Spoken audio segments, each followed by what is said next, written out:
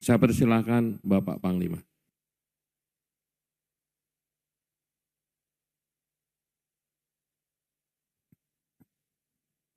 Terima kasih pimpinan rapat. Assalamualaikum warahmatullahi wabarakatuh. Salam sejahtera untuk kita semua. Salam, Om Swastiastu, Namo Buddhaya, salam kebajikan. Yang saya hormati dan sama-sama kita muliakan Ketua Komisi 1 DPR RI, Bapak Utut Adianto. Yang saya hormati para Wakil Ketua Komisi 1 DPR RI, Bapak Anton Sukartono, dan Bapak Dep Akbarsyah. Yang saya hormati para Ketua Fraksi dan Bapak Ibu anggota Komisi 1 DPR RI, yang saya hormati Kepala Staf Angkatan Darat Jenderal TNI Maruli Simanjuntak, yang saya hormati Kepala Staf Angkatan Udara Marsikal TNI Muhammad Tony Haryono, yang saya hormati Wakil Kepala Staf Angkatan Laut Laksda TNI Erwin, dan seluruh peserta rapat yang berbahagia. Puji dan syukur kehadirat Tuhan Yang Maha Esa, Allah Subhanahu wa Ta'ala, karena berkat limpahan rahmat, karunia, dan ridhonya pada hari ini, kita dapat hadir untuk mengikuti rapat kerja Komisi 1 DPR RI dengan Panglima TNI dalam keadaan sehat walafiat. Yang terhormat Wakil Ketua Komisi 1 Bapak Budi Satrio Djiwandono. Pada kesempatan ini saya sampaikan bahwa sudah lebih dari 20 tahun sejak Undang-Undang Nomor 34 Tahun 2004 tentang TNI ditetapkan, belum pernah dilakukan revisi atau perubahan.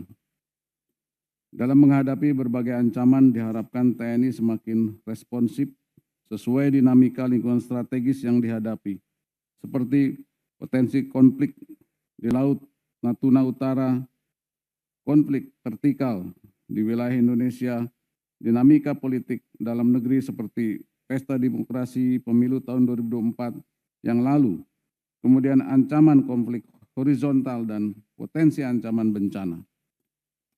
Selain itu, TNI telah banyak berkiprah dalam misi perdamaian dunia, berbagai kerjasama luar negeri dan diplomasi militer.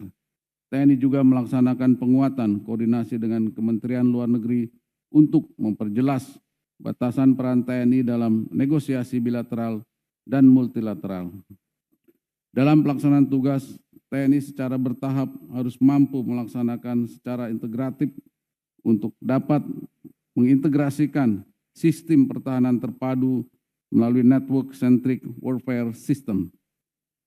TNI harus mampu mengantisipasi perang multidimensional, khususnya di dunia maya. Selanjutnya, TNI bersama kementerian lembaga lainnya harus dapat menghadapi berbagai skenario situasi kontingensi.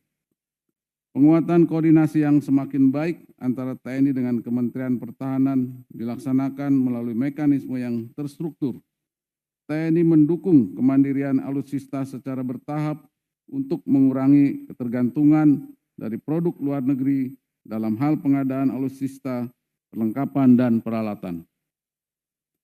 Selain itu, TNI dituntut untuk adaptif menghadapi dinamika yang terjadi, yakni mendorong peningkatan pembinaan teritorial untuk dapat mengatasi permasalahan yang dihadapi bangsa. TNI diharapkan mampu menghadapi setiap bentuk ancaman, baik dari dalam maupun dari luar negeri. Modernisasi TNI, baik berupa pengadaan alutsista berteknologi terkini maupun piranti lunak, secara bertahap dapat menjawab segala ancaman dan gangguan yang nyata maupun yang dipersepsikan. Hal ini tentunya berkoordinasi dengan Kementerian Pertahanan selaku pemangku kepentingan dalam kebijakan strategis terkait alat peralatan pertahanan dan keamanan. Selain itu, dengan kompleksitas yang dihadapi bangsa saat ini, peran TNI sebagai aparatur negara dapat menjawab permasalahan yang terjadi, diantaranya dengan penyelarasan doktrin TNI yang diikuti doktrin angkatan. Penguatan sistem pemantauan ancaman berbasis intelijen strategis serta reorganisasi struktur di lingkungan Mabes TNI dan Angkatan agar lebih adaptif terhadap ancaman asimetris dan multidimensional.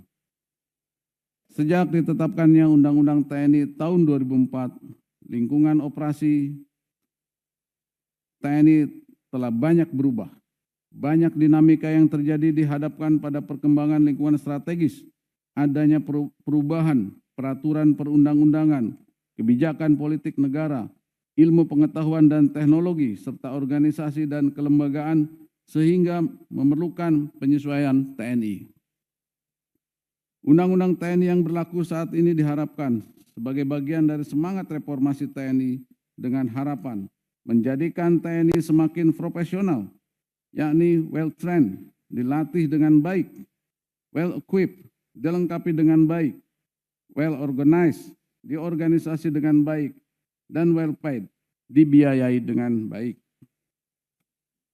Undang-Undang Nomor 34 Tahun 2004 tentang TNI yang menjadi payung hukum TNI sebagai alat negara dalam menjalankan tugasnya berdasarkan kebijakan dan keputusan negara dinilai sudah tidak relevan dan perlu disesuaikan dalam menghadapi berbagai permasalahan dalam mengimplementasikan norma dasar kebijakan dan keputusan politik negara. Beberapa perubahan yang akan dilaksanakan diantaranya memperluas peran masing-masing matra dalam konsep trimatra terpadu, memperkuat peran intelijen strategis dalam pengambilan keputusan militer dan kesiapan operasional, berbasis skenario ancaman global. Selain itu, ketentuan beberapa frase sudah tidak sesuai digunakan dan perlu adanya penyempurnaan editorial di berbagai pasal karena berkaitan erat dengan tugas pokok TNI. Kami sampaikan bahwa pembahasan revisi Undang-Undang Nomor 34 Tahun 2004 tentang TNI telah dibahas sejak tahun 2010 hingga kurun waktu sampai dengan tahun 2024. RUU TNI tidak masuk dalam daftar prolegnas RUU prioritas. Namun demikian, TNI menyambut baik dimasukkannya kembali revisi Undang-Undang tentang TNI untuk dapat mewadahi berbagai persoalan yang terjadi saat ini dan masa mendatang terkait ancaman cyber, nubika, serta ancaman dari ruang angkasa. Selain itu, TNI sebagai tentara rakyat yang lahir dari rakyat hadir untuk dapat mendukung program Astacita, diantaranya adalah program ketahanan pangan dan makan siang bergizi sebagai program prioritas pemerintah. Berdasarkan hasil rapat paripurna DPR RI ke-13 masa persidangan kedua tahun sidang 2024-2025 pada tanggal 18 Februari 2025 bahwa DPR RI menyetujui revisi Undang-Undang mengenai perubahan Undang-Undang Nomor 34 Tahun 2004 tentang TNI menjadi program legislasi nasional prioritas tahun 2025.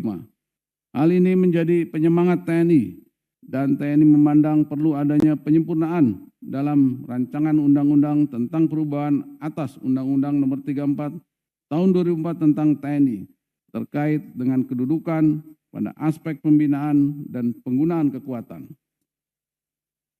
Tugas pokok TNI dan tugas angkatan disesuaikan dengan dinamika ancaman serta menegaskan batasan peran untuk menghindari duplikasi dengan lembaga lain. Dalam menghadapi ancaman non-militer, TNI memiliki konsep penempatan prajurit TNI aktif di kementerian lembaga di luar bidang pertahanan. TNI memandang bahwa prinsip supremasi sipil adalah elemen fundamental dalam negara demokrasi yang harus dijaga dengan memastikan adanya pemisahan yang jelas antara militer dan sipil. TNI berkomitmen untuk menjaga keseimbangan antara peran militer dan otoritas sipil dengan tetap mempertahankan prinsip supremasi sipil serta profesionalisme militer dalam menjalankan tugas pokoknya. Di sisi lain, usia harapan hidup rata-rata rakyat Indonesia yang semakin meningkat berdampak pada masa usia pensiun berikut ketentuan peralihannya. Adapun relevansi batas usia pensiun, TNI tetap konsisten mempertahankan keseimbangan antara kesiapan tempur dengan regenerasi kepemimpinan TNI menilai bahwa kesejahteraan karir prajurit dan pengembangan karir harus berjalan seimbang antara kepastian jenjang karir bagi prajurit muda dan manfaat bagi prajurit senior. Terkait dengan transisi prajurit purnawirawan, berdasarkan Undang-Undang Nomor 5 Tahun 2014 tentang ASN, memungkinkan prajurit pensiun untuk berkarir sebagai ASN sesuai keahliannya. Hal tersebut menjadi prioritas TNI dalam menjawab berbagai permasalahan saat ini dan masa mendatang. Keputusan ini dibuat berdasarkan analisis berbasis data yang mempertimbangkan kebutuhan operasional, kesejahteraan prajurit, kebutuhan organisasi, serta dampaknya pada APBN 2025-2030. Hadirin yang saya hormati, pembahasan revisi Undang-Undang Nomor 34 Tahun 2004 tentang TNI pada tingkat Mabes TNI dimulai tahun 2010 sampai dengan 2015, yang ditindaklanjuti dengan Surat Panglima TNI kepada Menhan tanggal 23 Februari 2015. Tahun 2015, pembahasan revisi Undang-Undang Nomor 34 Tahun 2004 tentang TNI masuk dalam daftar program legislasi nasional Rancangan Undang-Undang tahun 2015-2019 pada nomor urut 11 yang ditetapkan dengan keputusan DPR RI tentang Prolegnas tahun 2015-2019. Namun, mulai tahun 2015 sampai dengan berakhirnya periode DPR RI tahun 2019, RUU TNI tidak pernah dibahas di DPR RI. Tahun 2020, RUU TNI masuk dalam daftar Prolegnas tahun 2020-2024 tercantum pada nomor urut 127 sebagaimana ditetapkan dengan keputusan DPR RI tentang Prolegnas tahun 2020-2024. Kemudian RUU TNI masuk dalam prioritas tahun 2020 yang tercantum dalam nomor urut 24, namun tidak sempat dibahas dalam tahun tersebut. Sedangkan pada tahun 2021, tahun 2022, tahun 2023, dan tahun 2024, RUU TNI tidak masuk dalam daftar Prolegnas RUU prioritas. Tahun 2024, Rancangan Undang-Undang tentang perubahan atas Undang-Undang Nomor 34 Tahun 2004 tentang TNI diusulkan atas inisiatif DPR RI dan disahkan melalui rapat paripurna DPR RI pada tanggal 28 Mei 2024 di Gedung Nusantara II, Senayan. Inisiatif ini mengusulkan perubahan dua pasal, yaitu pasal 27, 47 tentang penempatan prajurit TNI aktif di kementerian, lembaga, dan pasal 53 tentang perubahan usia pensiun prajurit TNI. Draft RUU inisiatif dari DPR RI tersebut disampaikan kepada pemerintah dengan surat Ketua DPR RI tanggal 28 Mei 2024 tentang penyampaian RUU usul DPR RI mengenai perubahan atas Undang-Undang Nomor 34 Tahun 2004 tentang TNI untuk ditindaklanjuti dengan penyusunan DIM dan NASMIK. Kemudian pemerintah menunjuk Menko Polhukam RI sebagai leading sektor dalam penyusunan DIM RUU TNI dan DIM RUU Polri. Melalui surat Menseknek tanggal 24 Juni 2024 tentang penyusunan daftar inventarisasi masalah RUU TNI. Dalam proses pembahasan perubahan RUU TNI, usul inisiatif DPR, TNI memandang perlu adanya penyempurnaan dan penambahan pasal dalam rancangan undang-undang tentang perubahan atas Undang-Undang Nomor 34 Tahun 2004 tentang TNI. Dalam perjalanannya, pembahasan penyusunan DIM RUU TNI di Menko Polhukam tidak dapat diselesaikan tahun 2024. Berdasarkan keputusan DPR RI tanggal 19 November 2024 tentang program legislasi nasional Rancangan Undang-Undang Prioritas tahun 2025 dan program legislasi nasional Rancangan Undang-Undang tahun 2025-2029, perubahan RUU TNI masuk dalam Prolegnas tahun 2025-2029. Tanggal 7 Februari 2025, Menteri Pertahanan Republik Indonesia mengajukan surat kepada Ketua Komisi 1 DPR RI dengan surat nomor B 244M2 2025 tentang permohonan pembahasan terhadap RUU tentang perubahan atas Undang-Undang Nomor 34 Tahun 2004 tentang TNI sebagai berikut.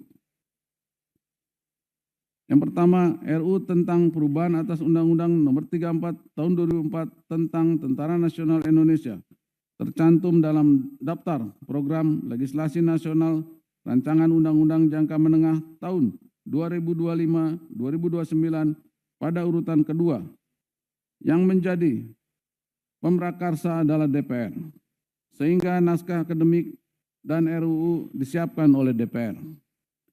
Berkaitan dengan hal tersebut, mohon kesediaan Komisi 1 DPR RI untuk mengagendakan pembahasan RUU tentang perubahan atas Undang-Undang Nomor 34 Tahun 2004 tentang Tentara Nasional Indonesia masuk dalam prolegnas prioritas tahun 2025, terlampir draft RUU beserta penjelasannya dan naskah akademik. Tanggal 18 Februari 2025, DPR RI secara resmi menyetujui revisi Undang-Undang tentang perubahan atas Undang-Undang Nomor 34 Tahun 2004 tentang TNI untuk masuk dalam daftar program legislasi nasional prioritas 2025 berdasarkan rapat paripurna. DPR juga menyepakati bahwa Komisi 1 DPR ditugaskan membahas RUU TNI. Untuk pembahasan RUU perubahan Undang-Undang TNI di Komisi 1 DPR RI, Kemhan dan TNI melakukan rapat pembahasan terhadap RUU perubahan Undang-Undang TNI pada tanggal 4 Maret 2025 dengan dipimpin Sekjen Kemhan. Hasil perubahan berupa perubahan 3 pasal dalam RUU TNI yaitu pasal 3, pasal 47 dan pasal 53.